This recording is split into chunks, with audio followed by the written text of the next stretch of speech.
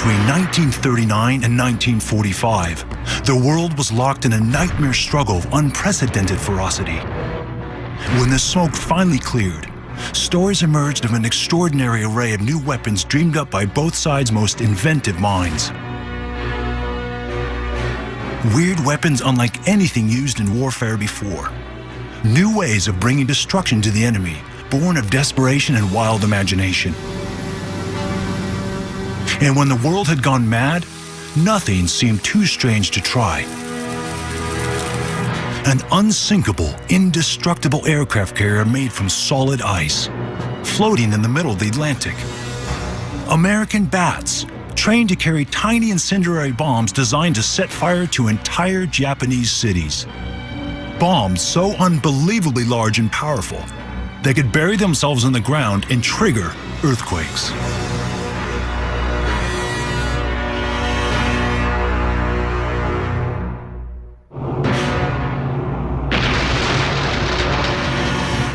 On the Allied side, some of the most extreme ideas were born in the dark early days of World War II.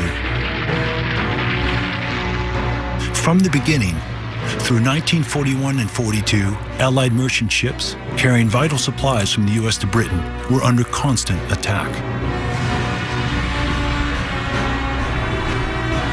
In 1942, German U-boats reaped a grim harvest. They were sinking an average of 33 merchant ships a week. The cost in human terms was enormous. 30,000 U.S. seamen alone were killed or injured in the North Atlantic during the war. Hundreds of miles of open sea were a free-fire zone for the Germans. If you flew out from Great Britain, you could only fly so far to cover the convoys going across the Atlantic. You could only fly so far out of, say, Halifax in Nova Scotia. And there was this zone in between the air cover where the U-boats could operate and operate without having to fear air cover. What was needed was a mid-Atlantic floating platform to serve as an airbase to defend the convoys.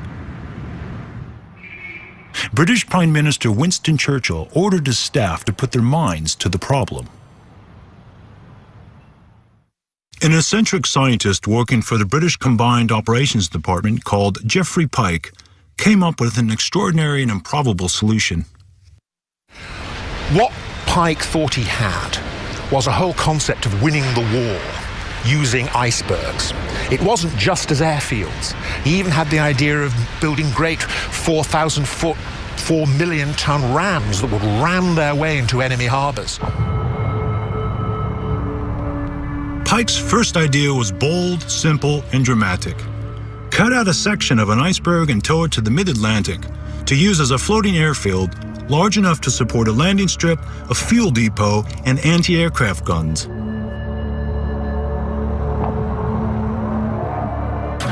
In an increasingly beleaguered Britain, the idea was seized upon with enthusiasm. Churchill was so taken by the concept, he said, "The advantages of a floating island are so dazzling, at the moment they do not need to be discussed." But when Pike and his colleagues looked at the idea in detail, they realized it wasn't that easy. The problem, of course, with any iceberg, if you have 10% above, you have 90% below. And the Admiralty had determined you needed a 50-foot freeboard to launch aircraft off of successfully, which means you have nearly 500 feet below. And that wasn't practical. Undaunted, Geoffrey Pike was still convinced that ice was the key to building some kind of floating platform for the mid-Atlantic. Pike saw another huge advantage in using ice as a building block. It floats, and you can't sink it. Just above freezing, water suddenly begins to expand. And that crucial fact, the expansion of water in the last stages of its solidifying, means that ice is less dense than water and therefore always floats. So Pike came up with something even better. Maybe you could use ice with all its qualities to build a ship. He called it a berg ship and produced drawings and plans to show what it could be like. The large cavernous hull would contain aircraft hangars, fuel tanks, stores, living accommodation, ammunition bunkers for aircraft, and a refrigeration plant. It would almost have been a floating town. It would have been big enough to have 150 aircraft on it at any one time. An extraordinary structure. A regular engine would be too hot for an ice ship. Instead, it was to be electrically powered by a 32,000 horsepower generator, driving 20 individual propellers. But above all, the ice hull would be 40 feet thick, rendering the ship unsinkable. A ship of conventional thickness would be, even of ice, would still sink. Or at least it would roll over and list and cause problems. So 40-foot thick walls could not be penetrated by torpedoes, and they would be repairable while still at sea. Churchill figured this could be the solution to his greatest problem, the lethal U-boats. But to build something of this magnitude out of ice, he would need help. Across the Atlantic, Canada had both the climate and resources to build a frozen ice ship. Churchill approached the Canadian Prime Minister, Mackenzie King, and persuaded him to build a prototype 1/10 the size of the intended ice ship. Work began at the beginning of winter, late in 1942 at Patricia Lake in northern Canada. It was the mother of all ice cubes, and it looked like a big boathouse. The Mennonites who worked on it told us that they called it Noah's Ark. Setting up the prototype was to just see if it was feasible. Could you keep a block of ice that large frozen? Would it, in fact, float at the level you wanted it to float at? And it worked. They kept the ice frozen with refrigeration equipment that they installed on board, and it lasted all through the winter and all through the following summer. As they began construction, a serious problem emerged. In its natural state, ice is very tough. As a building material, it's not so good. It breaks.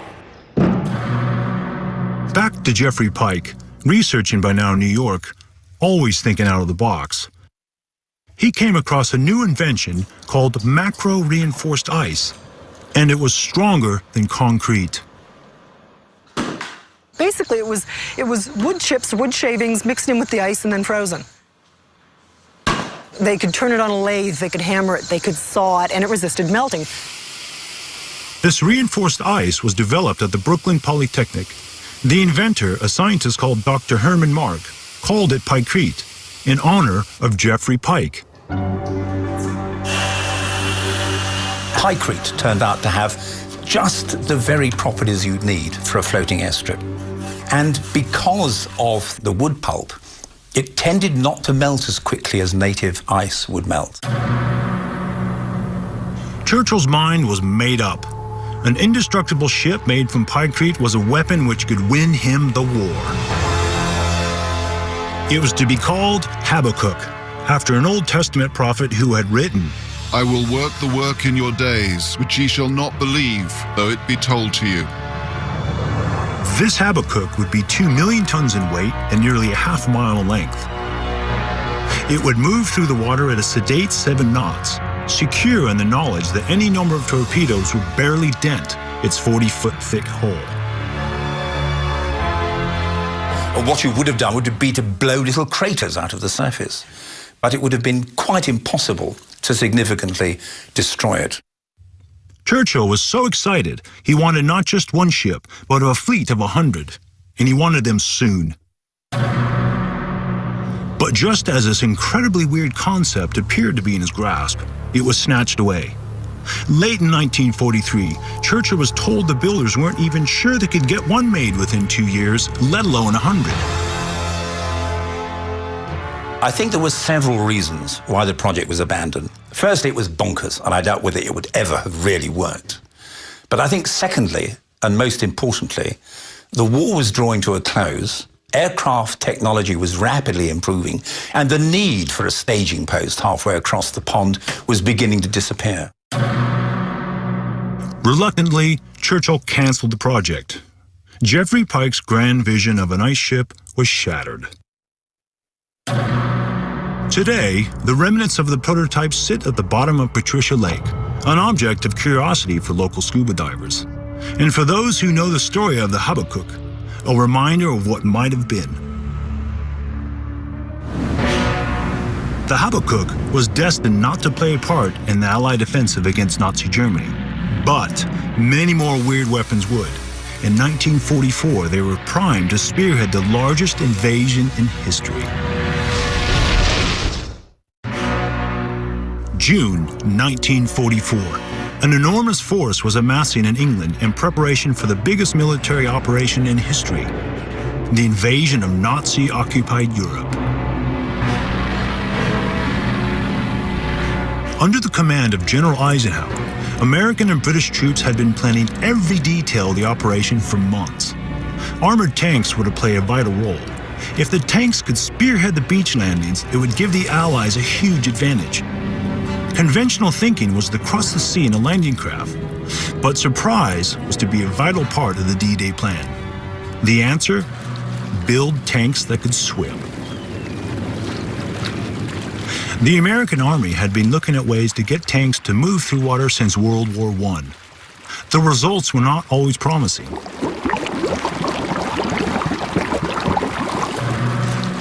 One tank that could swim was the Duplex Drive. It was an adapted Sherman M4 developed at the U.S. Army's Aberdeen Proving Ground in Maryland and tested in the Chesapeake Bay. This is one of the few survivors. This is a tank, the type that would have been used at D-Day, and as you come down the vehicle right here, you'll see that canvas was put right in here, and this was sealed. It had a covering here, and you can still see the remnants of the canvas that's right here. And this canvas would have come up onto this superstructure, and this superstructure would have been erected, and it would come up and over the top of the vehicle. And by having that canvas there, you displaced enough water to where it was buoyant. The tank was powered by two propellers which ran off the main engine. Its top speed was 4 knots. It could swim well enough in the calm waters of the Chesapeake Bay. But on D-Day itself, they had mixed fortunes. Of 32 tanks launched into the sea off Omaha Beach, just 6 made it to the shore. There was a cross current, the tide was coming in, and it swamped those vehicles, and they just couldn't get them into the beach. But many, launched onto the beaches in other parts of Normandy, did make it. Nazi gunners, thinking they were weird boats, left them alone until it was too late.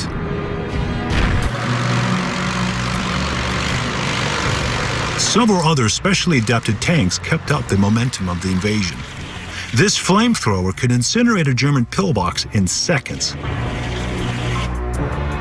A rhinoceros tank cut through thick hedgerows like a knife through butter. But most successful of all were the flail tanks. The flail tank was designed to clear a path through minefields. Each tank had a mechanical rotor built on the front. Attached to the rotor were 6-foot chains with fist-sized balls to detonate the mines. Ian Hammerton commanded a flail tank on D-Day. There is a sort of heavy thump from an ordinary telemine or a shoe mine, and the tank does a little bounce. Not only did these bizarre-looking tanks blow up mines, they often terrified Nazi soldiers into surrender. If you saw this apparition coming towards you with these strange whirling bits throwing up a huge cloud of dust, I would be inclined to get up and run myself. But not every weird weapon was a success. In the months before D-Day, the Nazis were steadily reinforcing their defenses. To breach this massive wall, the British Navy's Department of Miscellaneous Weapons Development built an extraordinary thing called a panjandrum. That panjandrum was, I think, the only thing that we ever were associated with that could be described as a nonsense. The panjandrum was supposed to be the first weapon to hit the beaches on D-Day. It was to charge out of a landing craft, rush across the beach, and explode when it reached its target. Trouble was, it never quite got there. It consisted of 2 wheels and a drum filled with a ton of explosives. 18 cordite rockets mounted on the wheels provided the propulsion. But the problem was they couldn't make it go straight. It was quite a frightening sight because it would be going at a fast speed and you would not know whether it was going to hit you or not if you were watching it from anywhere.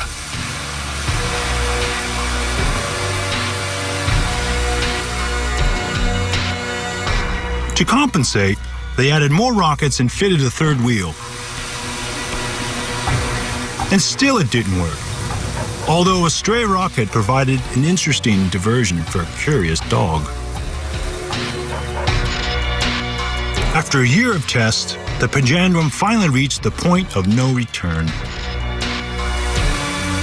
It ran at a collection of staff officers who'd come down to watch it. And it stared off at them, and they all fell over into a dike. When that happened, I think they rather changed their minds. The Panjandrum cost hundreds of thousands of pounds before the British Navy finally admitted defeat. Yes, it appeared to be a daft thing, but the urgency and desperation behind it has to be borne in mind. But the same urgency and desperation was also producing astonishing and inventive ideas. In America, a Pennsylvania dentist was hatching a plan to destroy Japan's industrial base. Using bats?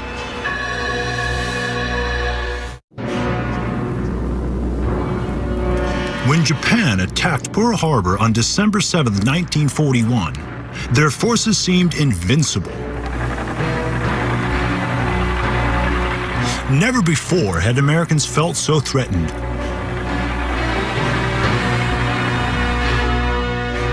From across the nation, President Franklin D. Roosevelt was inundated with novel ideas and offers of help.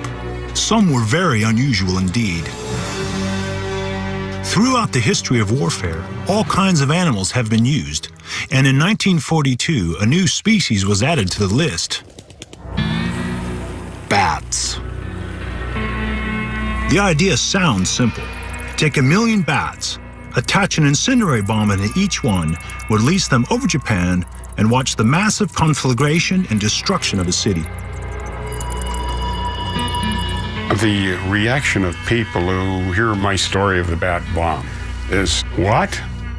The inference being, this guy is trying to pull my leg, you know? A leg pull it was not, but it seemed a crazy way to fight a war, especially to those invited to work on the program. One was a 17-year-old biology student called Jack Cooper.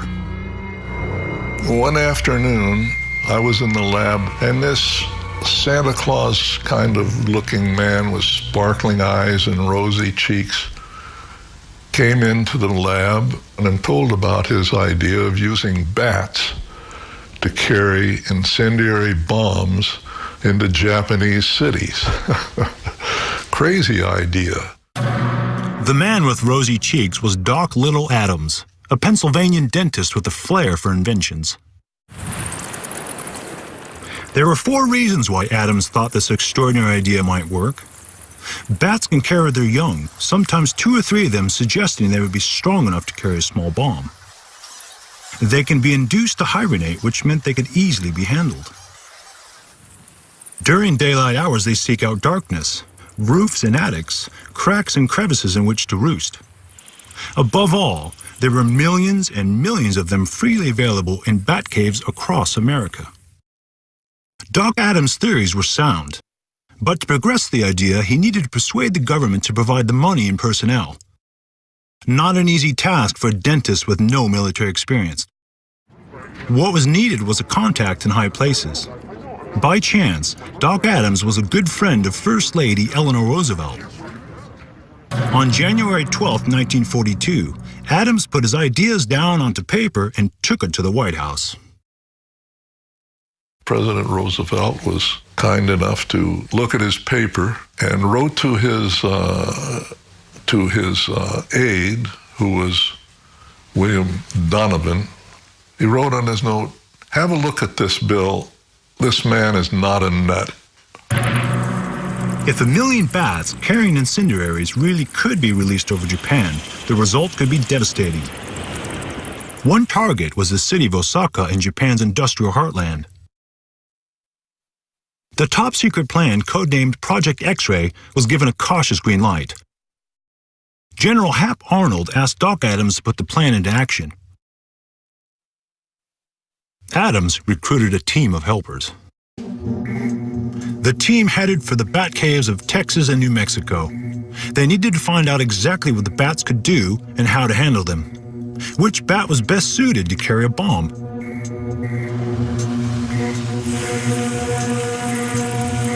There were millions of bats in every cave, and they came in many different shapes and sizes. But there was only one that could be seriously considered for the project, and that was the Mexican freetail. It wasn't particularly big, but there were millions of them. So this is a Mexican free-tailed bat. This is the one, the species that's so abundant at Carlsbad Caverns and most of the bat areas in the southwest United States. Catching enough bats was easy. Inducing them to hibernate by cooling the air temperature was straightforward. But making an effective incendiary device that the bats could carry was much more of a challenge. The average Mexican freetail weighed barely half an ounce. Tests showed that it could carry slightly more than its own body weight, but the smallest incendiary device available at the time weighed 2 pounds, a weight 30 times greater than the bat could possibly carry.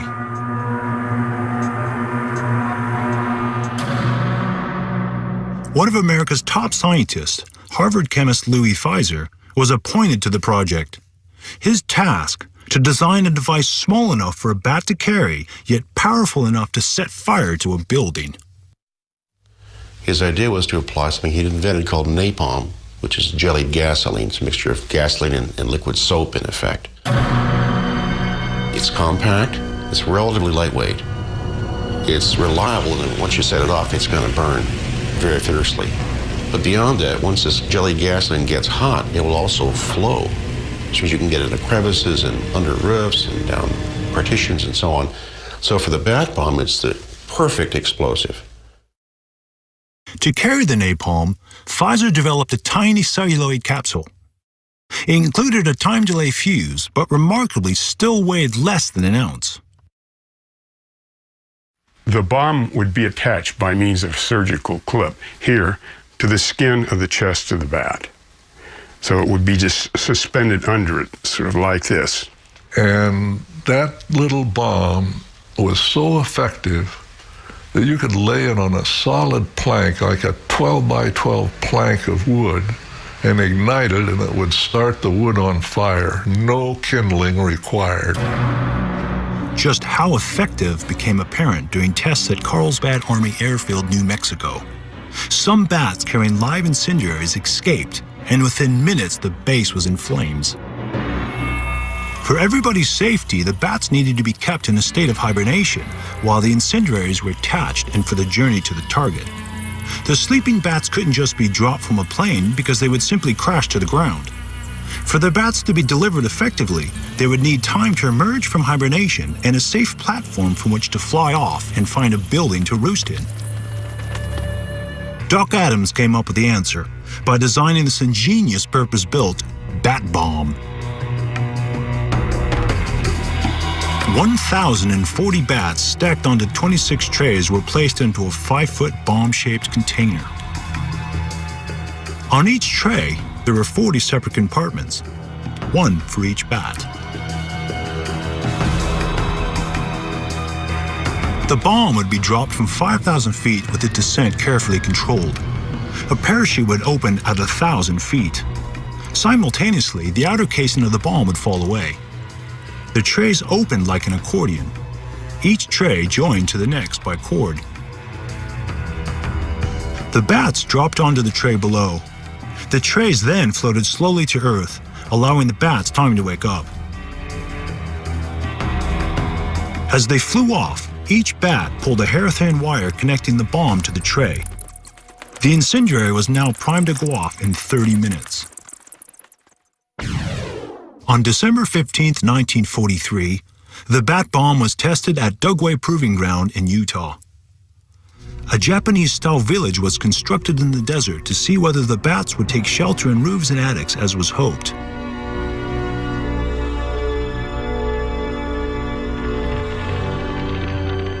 The bats performed perfectly. The military were impressed. And here's what they wrote. It is concluded that the bat bomb is an effective weapon. Ta-da! The Bat Bomb was given official approval in December 1943. It was to be put into operation against the Japanese in September the following year. But on February 16, 1944, came news that no one was expecting. The project was canceled. Nobody could explain why. Naturally, we were disappointed. We would have liked to seen it happen because we hoped it would have helped to end the war quickly. But a quicker way to end the war had already been found. The atomic bomb rendered the Bat Bomb obsolete before it could be put into action. The war was over for Doc Adams and his team, but across America the search for weird ways to gain an advantage over the enemy never stopped. In Minneapolis in 1942, a plan was hatched to train pigeons to guide a bomb to its target. Today's electronic smart bombs are the perfect weapon. You can sit miles away in complete safety and guide a missile with pinpoint accuracy to a distant target. Since World War I, scientists realized that remote-controlled bombs were the future, but they hadn't yet figured out how to do it with radio waves. One early idea was to use pigeons. American behaviorist B.F. Skinner came up with a plan. He'd studied animal behavior for years, and he believed that he could train pigeons to steer a bomb to its target. Skinner's idea was to harness pigeons inside a missile. When the missile was launched, say towards a ship, a lens projected an image of the ship onto a screen inside the bomb. The pigeons were trained to peck at the ship on the screen. As long as they hit the image correctly, a link from the screen to the bomb steering control kept it on course. Skinner trained his birds using food as a reward. He believed that if his pigeon-guided bomb could be launched within 2,000 feet of its target, the pigeons could ensure a direct hit. The U.S. military liked the idea enough to invest $25,000 to fund an experimental program. Exhaustive tests were carried out in laboratories. The birds passed every test with flying colors, but to no avail. When it was presented to the National Defense Research Council, they simply could not take it seriously. Project Pigeon was dropped. It probably would have worked, but it was just too weird. So now, scientists concentrated their efforts on remote control using radio waves. To most people at the time, it seemed the stuff of science fiction, but the principle is simple enough. Radio control is a simple concept. You use a radio signal from the source, the transmitter. It goes to the receiver, and then it's converted into mechanical instructions for the device. Usually one channel per function. Make it go left, make it go right, make it go up, make it go down, make it go faster, make it go slower. In 1942, America launched its first radio-controlled missile, Azon. Azon guided a 500-pound bomb carried on an aircraft until it was in reach of the target. Once it was released, a bombardier controlled its flight. He could steer it by sending a radio signal, which adjusted the bomb's fins, moving it right or left.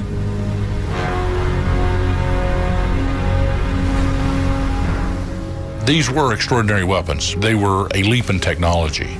They brought an accuracy to the aerial bombing that no one had ever seen before. Azon was the basis for an even weirder wonder weapon. Codenamed Operation Aphrodite, it would push the technological boundaries of radio control to new limits. Operation Aphrodite involved both the U.S. Army and Navy Air Forces. It was considered so dangerous they asked for pilots to volunteer. One who did was Ken Waters. They needed volunteers for a special mission, but if you did it, you'd get credit for 5 missions and get the DFC, the Distinguished Flying Cross. The plan was to turn an entire war-weary plane into a flying kamikaze bomb. The aircraft would be packed with 9 tons of explosives. 2 daredevil pilots would then fly the plane to 10,000 feet. They would arm the bomb and bail out, leaving a mother aircraft nearby to steer the bomb plane by radio control. To take an aircraft off like that that's rigged to blow up, you have to be a special person. Flight control was handed over to a bombardier in the mother aircraft. He would guide the explosive-packed plane to its target. You had to control the throttles, you had to control the climb and the dive of the aircraft, so there had to be a lot of very innovative ways to control that airplane with radio control. The pilotless plane, known as the drone, trailed smoke to help the bombardier and the mother aircraft keep track of it. 2 television cameras transmitted pictures of the instrument panel and the view from the flying bomb's cockpit back to the mother ship to help the bombardiers aim. The bomb and the mother plane between them were a whole technological revolution. Even those who flew them found it hard to understand. I think I maybe had heard about television, but this was the first television I ever saw in my life. Because the technology was new and untried, the whole operation was incredibly dangerous. Within weeks of the first flight, a pilot died when his flying bomb went out of control.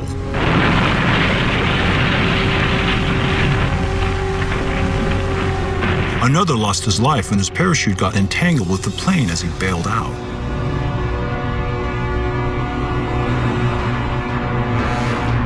The most dangerous part of this mission, I felt, was the jumping out of the drone. We were going at probably 160, 170 mile an hour, so the slipstream threw me up against the bottom of the aircraft. Then the smoke tank flashed by my face, and it had a weld seam on it. I can still see that weld seam flashing by my face about this far, and then I was clear. Ken Waters was one of the lucky ones. Operation Aphrodite was to claim the life of more volunteer pilots. One of them was Joseph Kennedy Jr., the eldest son of America's most famous family. He volunteered for it. And without people like that to go out and risk their lives, you're not going to know whether this technology is going to work or not. On the evening of August 12, 1944, it was Kennedy's turn to fly the bomb-packed drone aircraft. Together with his co-pilot, Bud Willey, he took off from First Field Aerodrome bound for a bombing mission in northern France. They flew a Navy Liberator bomber loaded with 21,170 pounds of explosive. Kennedy was to fly to 10,000 feet before handing control to the mother ship. His last task before bailing out was to arm the bomb. To do this, a new piece of equipment had been installed. An electronic arming switch, which replaced the existing manual system. At around 6:20, Joe Kennedy and Bud Willey started to throw switches and hand over control of the aircraft. Seconds later, there was a massive explosion.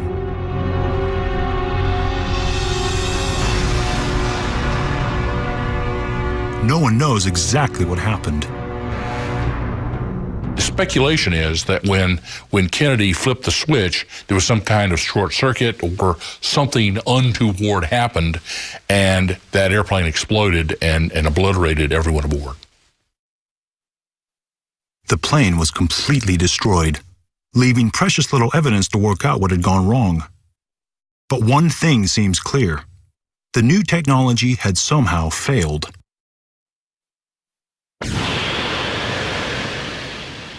Radio-controlled missiles are now a standard part of the American armory. Those who use today's missiles owe a great deal to men like Joe Kennedy, Wilford Bud Willey, and all the others who died. Still to come, the weirdest weapon of them all, a bomb that could create an earthquake. In the early, desperate days of World War II, Allied leaders were presented with a stream of weird ideas. Dropping bombs into Vesuvius to provoke an eruption to destroy southern Italy. Releasing poisonous snakes in Berlin to terrify the German people. Spraying Hitler's garden with a hormone to change his sex. Small wonder then that sometimes a really good idea was not immediately recognized. A bomb so powerful that it could set off an earthquake may have seemed improbable, but it wasn't. During World War II, most bombs dropped from aircraft ranged from 500 to 4,000 pounds. They exploded as they hit the ground and caused a lot of damage. But much of the force of the blast was lost, dissipated into the atmosphere. A British engineer had a better, astonishing idea. A much bigger and heavier bomb that would do far more damage, and not just because of its size. Tallboy was a absolutely amazing weird weapon used during World War II. It was 22,000 pounds worth of explosive, and such a bomb had never, ever been used before. What made this massive bomb truly weird was that it could destroy a target without even scoring a direct hit. The earthquake bomb was designed to bury itself 100 feet into the ground before exploding. The underground blast would trigger an earthquake effect big enough to register on the Richter scale. If you explode a bomb underneath a building and you hollow out an area, what you're going to do is you're going to pick that building up to the heave of the ground and then drop it, and it's not going to be able to survive. The earthquake bomb was the brainchild of British aircraft designer Barnes Wallis. Wallis knew that a giant bomb detonated underground would trigger an earthquake effect. But there was a problem: how to deliver it. There were two critical factors: size and shape. This monster 22,000-pound weapon was to be dropped from 40,000 feet so it could gather maximum speed. Unlike any previous bomb, it had a sleek aerodynamic shape. The fins were slightly twisted so that the missile would spin like a bullet coming out of a rifle. By the time it hit the ground, it was traveling at the speed of sound. A specially reinforced steel nose cone, 4 inches thick, ensured that it would not disintegrate on impact. Everything about the bomb was new and untried. This was cutting-edge thinking. No one had thought of it before, and no one knew if it would work except its creator, Barnes Wallis. Barnes Wallis simply sketched it out on a piece of paper and knew that all you had to do was to get a big enough bomb traveling fast enough, and it was simply bound to go deep. It really is as simple as that. But in 1940, a bomb like this took some believing. There wasn't even an aircraft big enough to carry it. Barnes Wallis was an aircraft designer, not a munitions expert. His ideas were untested. Unconvinced, the British government turned the idea down. The turning point for Wallis came with the success of another astonishing invention of his, the bouncing bomb. Wallis designed them not just to skip along the surface of the water, but also to be delivered with backspin, which would drag the bomb under the water where an explosion would cause maximum damage to the German dams. And it was when the bombs landed and these relatively slight weapons just burst the walls of the dams asunder that the British government was at last persuaded that confining a bomb inside some solid or liquid structure gave it far more power than just letting it go off in the air. The bouncing bomb gave Barnes Wallis all the credibility he needed. In 1943, the British government finally saw sense. The earthquake bomb went into production. The biggest bomb in history was about to be unleashed. The first version was smaller than Wallis had planned. 21 feet long, 12,000 pounds in weight, of which 5,000 pounds was Torpec's high explosive. It was still the heaviest payload any plane had ever carried. The RAF 617 Squadron carried out the first raids.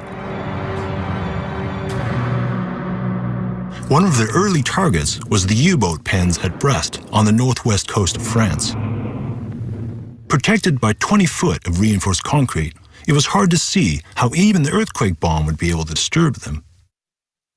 We studied photographs of these U-boat pens, which just looked like little squares or oblongs in the harbour. And we were told how important it was that we should destroy them if possible or damage them. They attacked on August 5th, 1944. Even a tall boy could not drive right through 20 feet of reinforced concrete. But traveling at an incredible 600 miles an hour, the bombs made a 9-foot crater on the surface of the pens. Then the shock waves from the explosions caused an even bigger crater in the ceiling below.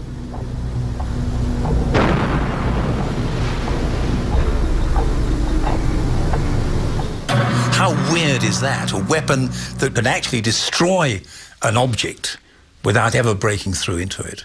And coupled with the tidal waves, this sort of mini tsunamis roaring in from the sea, you've got massive shards of high-speed concrete flying in all directions. Inspired by the success, Allied leaders decided to push ahead and develop the full-size earthquake bomb. Codenamed Grand Slam, it carried 22,000 pounds of explosive and stood 26 feet tall. Gun turrets and bomb doors had to be removed from the Lancaster just to get this massive weapon on board. On March 14, 1945, it was used for the first time.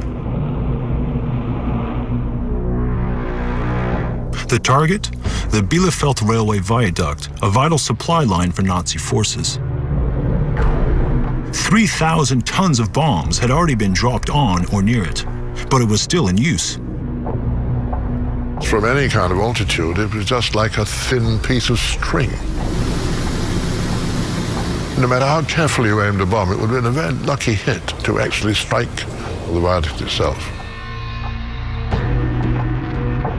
But Barnes Wallis said, the Grand Slam is such an enormous weapon, it doesn't even have to hit the viaduct. All it has to do is to bury itself in the ground and set up these earthquake-like shockwaves, and it'll bring the viaduct down.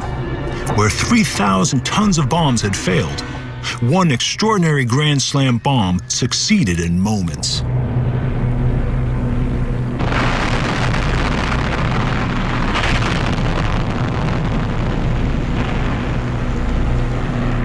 Down it went, into the earth, exploded, shifted the earth, and the whole thing fell down like a pack of cards.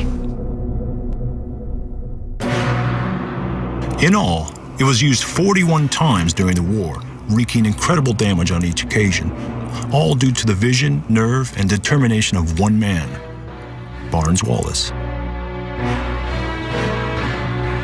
What he didn't know, of course, was that the weirdest weapon of all was being developed in the U.S. And in a few short months, it was to eclipse the earthquake bomb and bring a final end to the war.